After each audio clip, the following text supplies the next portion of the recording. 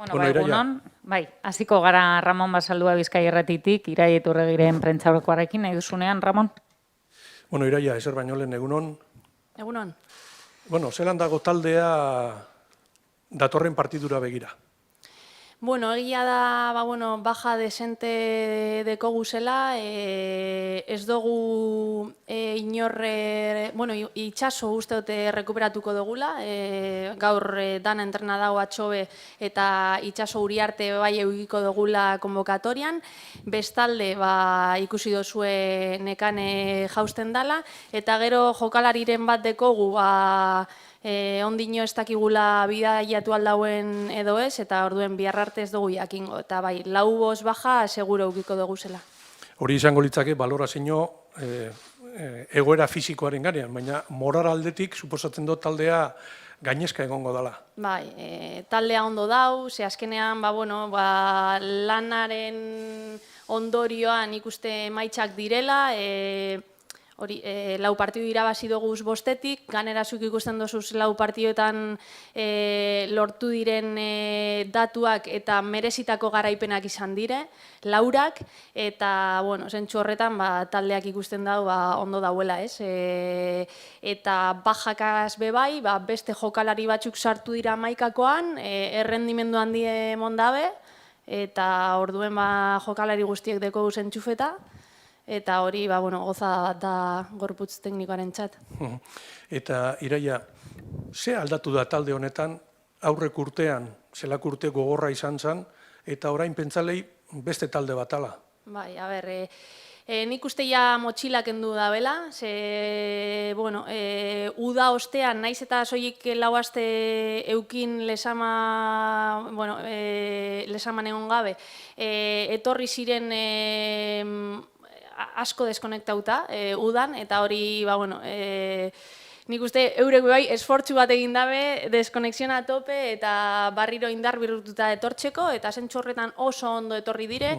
Gero guk gure aldetik bai ahalegindu gara aurre denboraldi gogor bat egiten, baina aurre denboraldi dinamiko bat egiten, lesamatik kanpo beheran doguz ikusi dozuzen aktibidade batzuk, ekintza batzuk egiten, eta nik uste naiz eta aurre denboraldi gogorra izan, nahiko dinamikoa izan dala, eta gero azten zara aurre denboraldi bebai, emaitza honak lortzen, sentsazio honak, eta azkenean, guztie doa nahi dozun bidean, eta derbiak enduta, partidu guztiek irabazi doguz, eta azten zara lanean ja proiektu berri batean, ez? Gero, nik uste klubak bebai, izugarrizko lana egin dauela jokalari barriek ekarten, ze hirurek izugarrizko nivela deki eta asko ari dire ekarpen asko egin dabe taldeari, eta, gauza guzti horiek batzen direnean, emaitza hau lortzen da, eta, gure ideia da jarraitu, ez pentsa, ez hasiera honekin ja, buru eroaten egin behar dugula, baizik eta lanean jarraitu, emaitza lanaren ondodia da emaitza hau. Talde batentzat eta are gehiago atletik lako klub batentzat oso garrantzitsua da zeuk lehen esan dozuna, ezta? Batzuk espadauz, sartzen dira beste batzuk, eta oso maila ona emoten dabe. Bai, nik uste hori klabea dala, ez?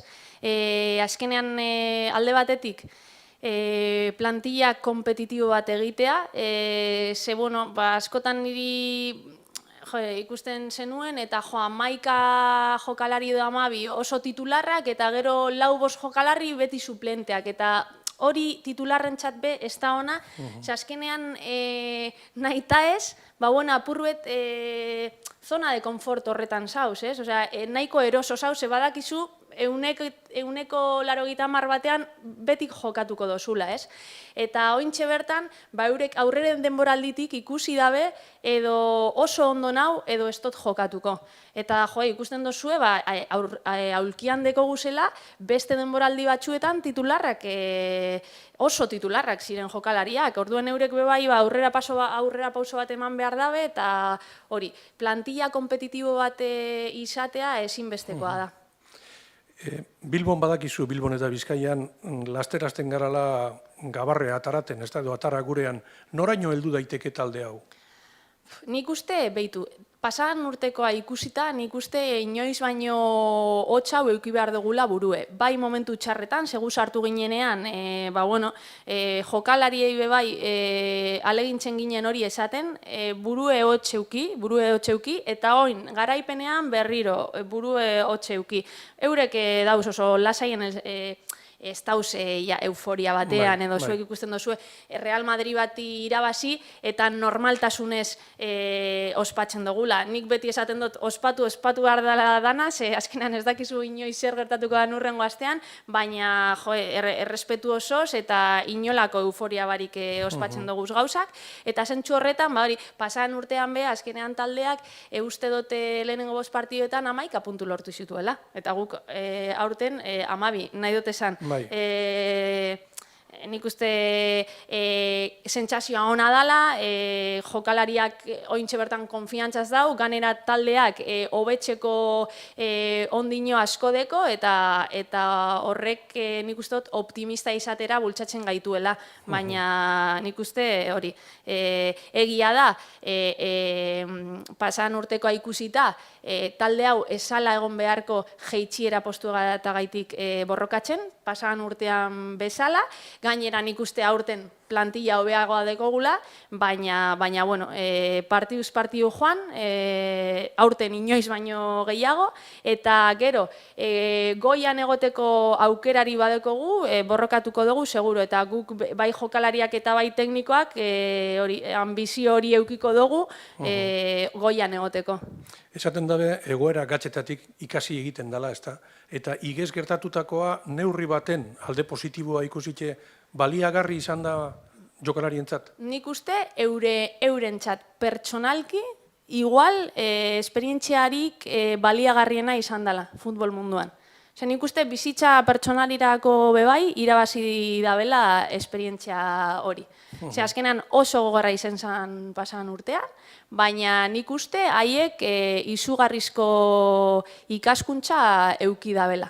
Eta nik uste prestatuago dauzela ointxe bertan, beste situazio, pareko situaziorik bizitzekotan, seguro urrengo urteetan noizbait tokatuko dela, jokalariak prestatuago dauz ointxe bertan.